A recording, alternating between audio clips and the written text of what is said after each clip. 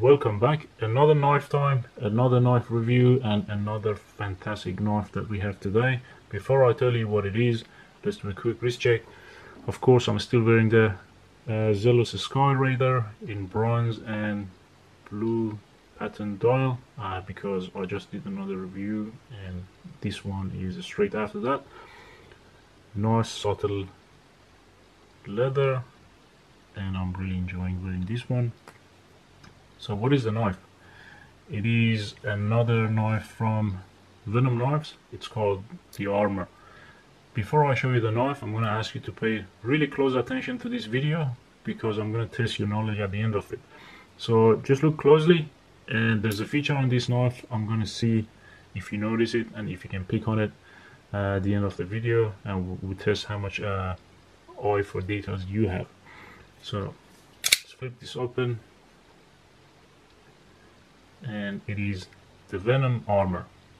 The logo is at the front, and yes, it is M390, the best steel you can get, hands down. You know, at least in my opinion, it is the best blade you can get. Your opinion might be different, but my opinion is more important. No, I'm just kidding.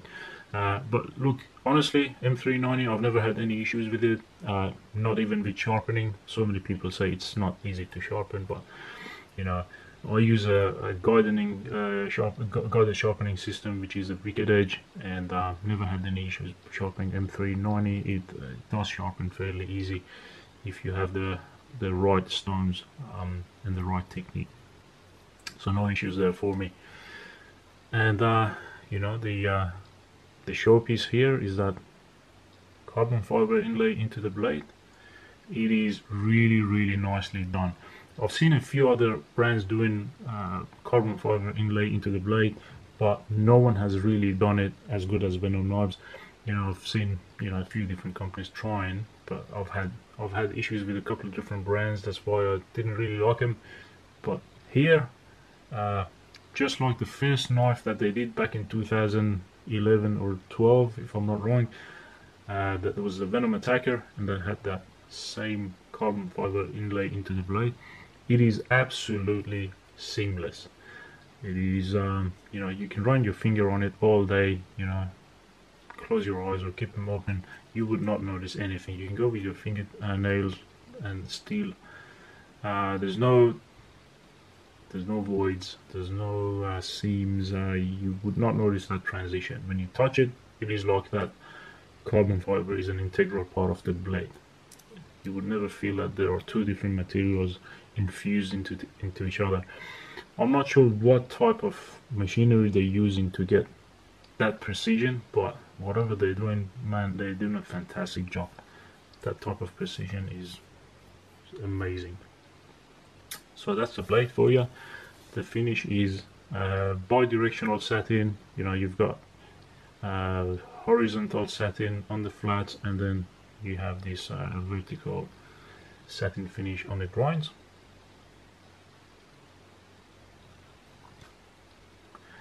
And just have a look at the handle.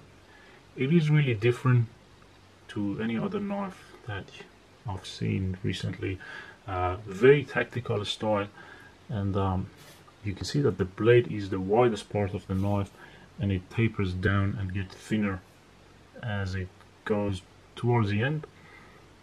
And we'll try it for you and show you that although it doesn't look like your average knife, and it looks very different, but man, it is one of the most ergonomic knives I've handled. You know, I've had it for a couple of days, and I've got to tell you, I'm in love with it.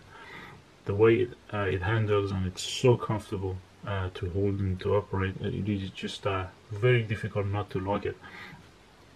So one of the features I want to show you on this knife is the typical Venom Knives hardware, you know, from the pivot and even the hardware screws. They're all similar style, and this knife does come with the tool. So this is the tool.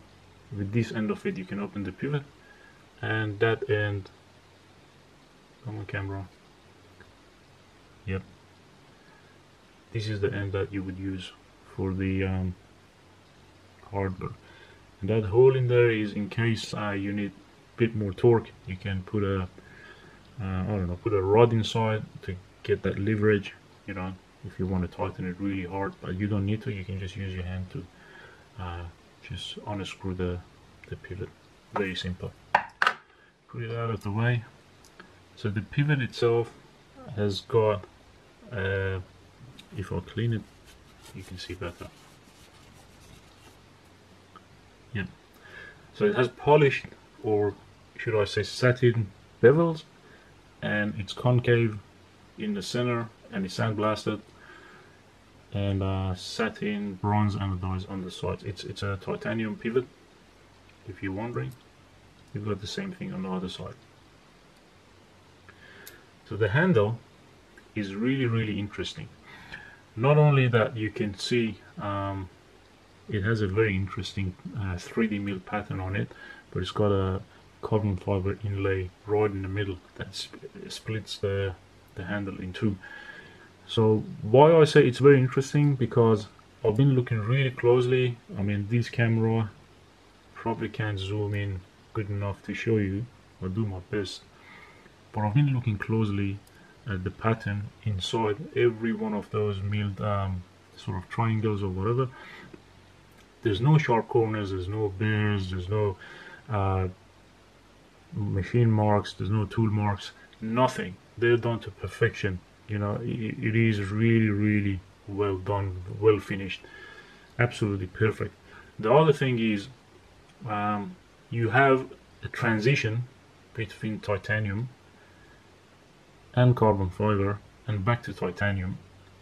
Then you have the transition between a milled 3D milled pattern to a flat carbon fiber back to 3D milled titanium, and then you have two different curvatures. So you've got a left to right bump, if you like, and then a top to bottom curve as well. So you got two curves in two different directions, two different materials, and two different patterns and finishes, but still when you run your fingers on it, you barely feel anything. It is kind of flat, you know, compared to the inlay in the blade. You feel a little bit more, but man, it is very minimal. To get that kind of precision, you know, you gotta know exactly what you're doing, and that's what Venom Armour is doing really good with the precision. I mean, their slogan is Triumph Precision, and it is an accurate slogan to have, to be honest. You're getting that kind of smoothness and flatness in the transition between the two materials and finishes and patterns. You know, it is absolutely fantastic. And mind you that it is actually a complicated design to have the inlay, you know, the way it's been utilized, and you know, it goes onto the pivot, and then, you know, pivot goes on top of it, and it splits the handle. You know, it goes right in the middle of the two titanium sides, so it's basically a channel in the middle. I mean, it's really well done. And another interesting feature is this moving lanyard hole, or a lanyard extension, I should say. It's a moving part. You know, I'm not really a lanyard guy myself, and I was sitting here trying to work out why they would have a moving lanyard hole, and then you know, I tried one and I realized it actually, compared to a fixed lanyard opening or a lanyard extension, it actually does work better. You know, it gives you more flexibility when your lanyard moves around. This actually helps it to get into a more comfortable and a more natural position. So it actually works well. You might be wondering why they put it there, but yeah, that's why, because it does work. Moving to the lock side, you have a standard pocket clip. It's actually milled, it's just not a simple bent clip. It is fully milled pocket clip made of titanium, obviously, and it has a green tritium bar installed on it. I can't really show you the tritium color because there's obviously studio lights here, but yeah, that's green. and you have the same kind of inlay, and it's even more complicated on this side, because when you look at the knife, it actually does look like it's a subframe lock, but it's not. It's a full frame lock. Let me open it. Yeah, it's a full frame lock, as you can see, but the way the inlay is being utilized gives you that impression that it looks like a subframe lock, but it isn't. And yeah, of course, you have the stainless steel insert into the lock bar insert, and you can see this very interesting looking blade stop. So this is a thumb stud slash blade stop, and it reminds me of the big weird looking thumb studs on the Microtech DOC. They are made of titanium, grey blasted, and when you open the knife, they are a blade stop on both sides, but you can actually use them to not only the flipper, but you can use them to deploy the blade. So they're a secondary deployment method, thumb stud. But what I notice about it is that you cannot use your right hand to flick it open. It's very difficult, and the reason is your fingers lay on the lock bar, so you'll be pressing the lock inside at the same time that you're trying to push this out, and then you'll be pushing the blade towards the lock, so it actually engages the lock even more and makes it very difficult. But if you do it with your left hand, it works perfectly. So try to do it on the camera. I'm not a lefty, but I still managed to flip it open really nice and sharp, as you can see there. Very easy to operate. But if I move to my right hand, it gets really difficult. So if your right hand, use only the flipper. Let's do a bit of cleaning.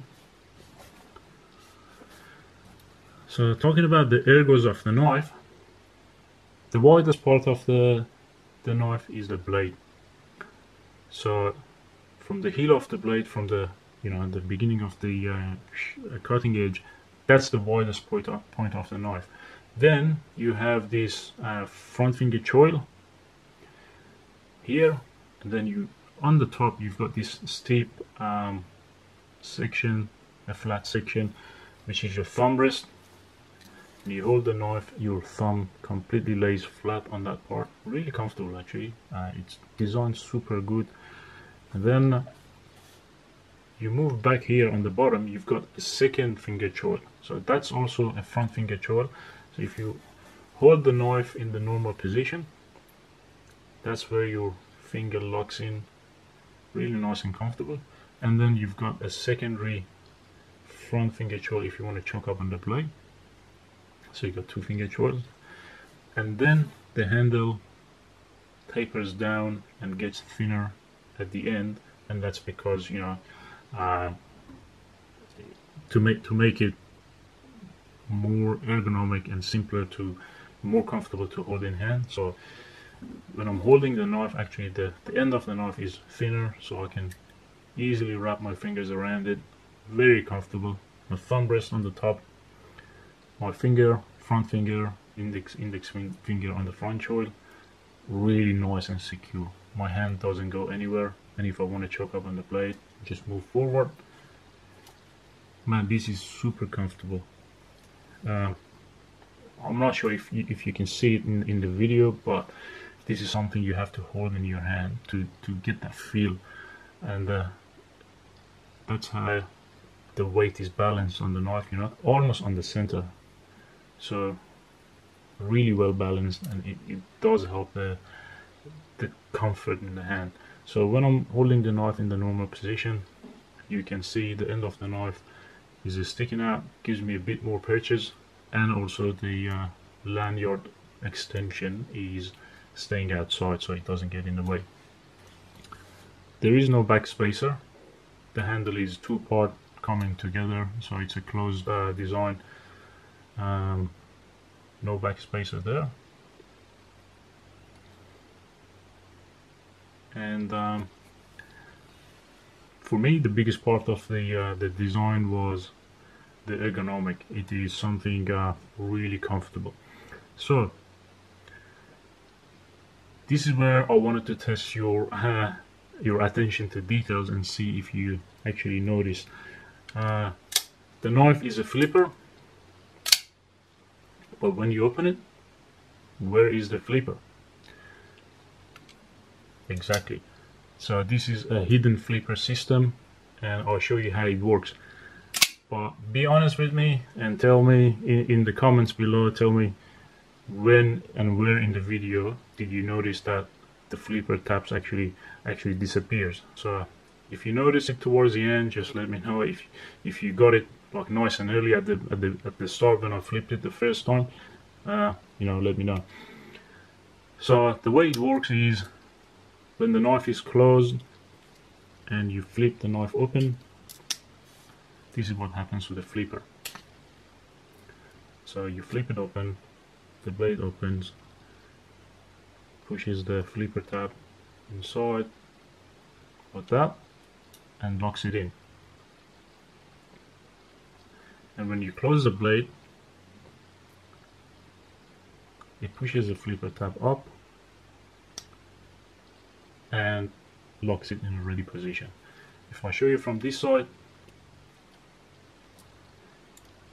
you push the flipper tab,